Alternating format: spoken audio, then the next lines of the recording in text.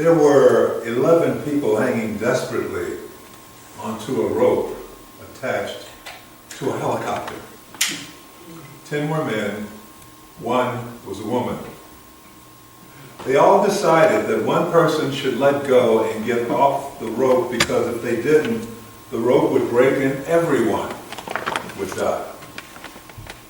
But they couldn't decide who should go. Finally, the woman gave an impassioned and touching speech on how she would give up her life because women were used to giving up things for their husbands and children and giving in to men. And all of the men started clapping.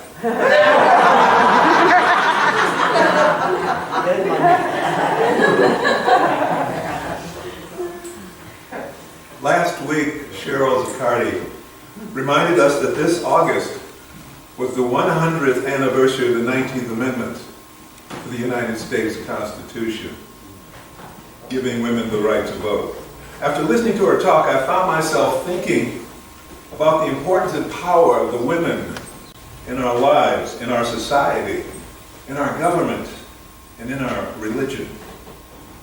Then I thought about the awesome power of the divine feminine in spirituality. Women are the glue of our lives and our society. I know men probably believe that they built this world, but I noticed that usually when a young man or woman is given honored for an achievement, an outstanding achievement, the first one he or she thanks is his mother. One of the things I found interesting about organized religion is that the proliferation of churches headed by women is only a very recent phenomenon. It's only been within the last 50 years that many, not all, but many of the barriers to women being pastors and leaders of religious organizations have been broken down. The irony is that most churches can credit their very survival to women, since women generally make up 70% of church membership. So most churches would die without the support of women. Also, many years ago when I was a bachelor in the Air Force, it was accepted belief that if you were looking for a one-night stand, you went to a bar. If you were looking for a relationship, you went to a church. When it comes to matters of the spirit, most of the traditional religious teachings elevate the masculine and diminish the feminine. That's because they tend to function in the world of mass consciousness. They operate in the consciousness that men are superior to women, that men know better than women when it comes to the way the world works. In fact, in 1929, leaders of the Southern Baptist Convention annual meeting agreed to allow the president of the Women's Missionary Union to address their group for the first time. But when she stood up to speak, a number of male delegates got up from their chairs and stormed out of the room in protest. The reason for this uproar was that certain male clergy were afraid that by allowing a woman to speak from the pulpit, they would violate what was called the dictum of St. Paul. That was the Apostle Paul's directive in 1 Timothy chapter 2, verse 12, in which he prohibits women from having authority over men. Which is an interesting position for Christian churches to take, since it was the women disciples who were courageous enough to stay with Jesus during his entire ordeal, while the men ran for cover. And it was Mary Magdalene who showed up at the grave to learn the news about Jesus, and she was the one who passed it on to the men who were hiding in the shadows. Things have been terribly slow in changing inside the halls of religion, but there has been a little progress. Now, now about 30 of the 40,000 Southern Baptist Church currently have a woman as pastor. But women are pastors in churches all over the country. Methodist, Lutheran, Anglican, Jewish, and on and on and on. Although both Catholics and Muslims have no female-led churches. Despite this resistance, however, infinite intelligence is bringing about dramatic changes as we move forward in time. In the world of business, women are beginning to show that they can run businesses just as well, if not better, than men. There is a tendency with women to soften the focus of the hard driving profit motive to allow hints of humanity to be included. In government, women are making changes that are less hard-edged and cruel than the men who preceded them. In many mystical teachings, we've entered a new age called the Age of Aquarius. It is believed that in this new age, all that has been hidden will be revealed. It's also believed that the feminine energy will rise to take its place alongside the masculine. Well, we can see one part of that taking place right now before our eyes. The advent of technology, particularly the video smartphone, have been very instrumental in exposing many dark secrets and behaviors to the light of day. The wall of silence and secrets are crumbling into dust. As for the rise of the female, that too is becoming visible to us despite the obvious resistance. It's happening on the physical plane dramatically, but the feminine, divine feminine energy has always been there, always on the spiritual plane. The truth of the matter is that when it comes to the deeper spiritual teachings, the role of the masculine is diminished in favor of the feminine. The masculine traits of aggression, competition, control, dominance, power, and focusing on the goal to the exclusion of all else tend to be counterproductive when entering the realm of profound spiritual exploration. At the deeper levels of the spiritual experience, it is necessary to let go of those masculine traits because they are functions of the conscious mind and the ego. They are functions of the material world, which often choose to totally ignore the spiritual aspects of life and can often lead to painful outcomes. But as one proceeds into the deeper levels of spirit, it becomes necessary to open to the urgings of spirit and to let go of the drives and desires of ego.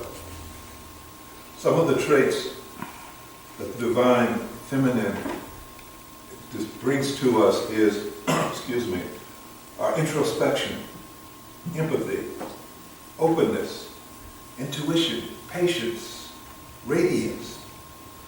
Now the masculine energies and the feminine energies are not restricted to one gender or another.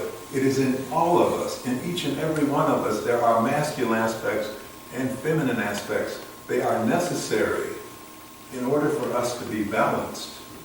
We actually need both of them to reach our highest potential. Having one without the other creates dramatic imbalance. The masculine without the feminine creates a negative atmosphere of aggression, competition, hostility, paranoia, oppression. The feminine without the masculine creates an atmosphere of ambiguity, softness, immobility, doubt, retreat. So the opposing forces of both are needed to come together to create a wholesome middle ground of peace and progress. In my daily online broadcast, I always stress that we are, each and every one of us, individualized expressions of infinite intelligence. And I repeat often that it is our duty as spiritual warriors to express the divine spiritual energy of love in order to bring healing and peace into the world. These are the expressions of the divine feminine. By going within ourselves for at least a few minutes each day, we calm down our frantic seeking and begin to build connection with infinite intelligence through the divine feminine and its peace. If we go within ourselves for at least a few minutes every day, we can begin to heal the paranoia that plagues us in the midst of this health crisis and the financial tailspin. Then we can begin to build a relationship of trust with infinite intelligence. Trust that infinite intelligence will get us through this if we can just relax a bit and allow it to work through us, for us. By going within ourselves, by spending a little quiet time, some call it meditation, just listening and allowing our connection to spirit to settle us, we can begin to build confidence in the expression of our divinity. Because then we can begin to know with greater assurance that we are indeed the children of God, that we are the individualized expressions of infinite intelligence. And as that confidence grows, we begin to feed energy to a strong, radiant aura that surrounds us. And that aura can be felt by anyone who is in our presence. By going within ourselves for a few minutes every day, we enable ourselves to see that there is more to the world than just our own desires and needs. We begin to develop an ability to see the bigger picture. We begin to strengthen our empathy muscles and develop ways to understand the lives and concerns of others on a deeper level. And that will help us to see and understand how we can cooperate with each other and understand how to build a better outcome rather than always competing with each other and tearing down each other's efforts. By going within for a few minutes each day, we can begin to develop our sensitivity to hearing the inner voice of spirit and shut down that loud voice that is always screaming, I want this, I want that. Hey, I didn't get what I wanted. Why am I being treated this way? When that is shut down, that soft inner voice of spirit can begin to be interpreted, heard, and expressed as intuition. Intuition is knowing something without logical explanation or reason. Intuition is that sense in your gut that tells you no when your mind is telling you yes. Intuition is the feeling that causes you to pause before you step out onto thin ice, even though the scientific gauges in front of you tell you that the ice is inches thick. Then you learn later that the gauges were stuck on the wrong reading. Intuition is the direct feedback from that living electromagnetic field that surrounds you and extends out from you for several feet and is in contact with others around you as well as in other dimensions. With intuition working for you, your creativity is expanded. With intuition working for you, you can avoid situations that might be harmful to you. With intuition working for you, you are greater than you imagine yourself to be. 100 years ago, our government finally yielded to feminine principles and gave women the right to vote.